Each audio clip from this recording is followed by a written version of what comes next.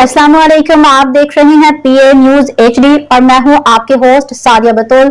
शामिल करते हैं आज की अहम खबर शामिल करते हैं doctor Mohammad Tariq, vice chairman PA news से कि इंडिया ने दरियाए रावी पे थिन डैम के गेट को खोल दिए हैं। इस वक्त जैसा के मुकाम पे 2,10,000 क्यूसिक पानी का रेला पाकिस्तान में दाखिल हो रहा है और माधोपुर डैम के 4 गेट टूट गए हैं, जिसकी वजह से पानी आजादाना तौर पे पाकिस्तान की तरफ बहाव ज्यादा है। ये बात इसलिए भी अहम है कि लाहौर में शाहदरा के मुकाम पे जीटी रोड और रेलवे के पुल की पानी गुजारने की गुंजाइश 3 लाख क्यूसिक है।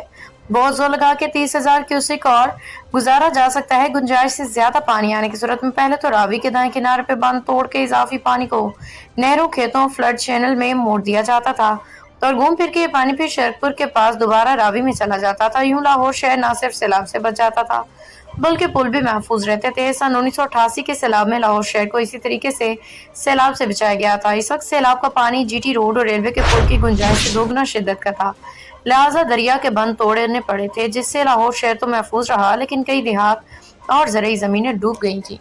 ताहम अब लाहौर में दरियाए रावी के दाएं किनारे पर उनके ज़रई इलाके में फैक्ट्रियाँ, हाउसिंग सोसाइटीज, मोटरवे और सड़कें बन चुकी हैं, जो कि सैलाबी रास्ते में रुकावट बनेगी।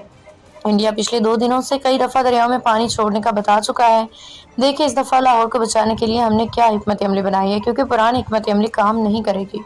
न्यूज स्टूडियो से अब तक के लिए इतना ही। मजीद खबरों और अपडेट्स के लिए देखते रहिए पीए न्यूज एचडी।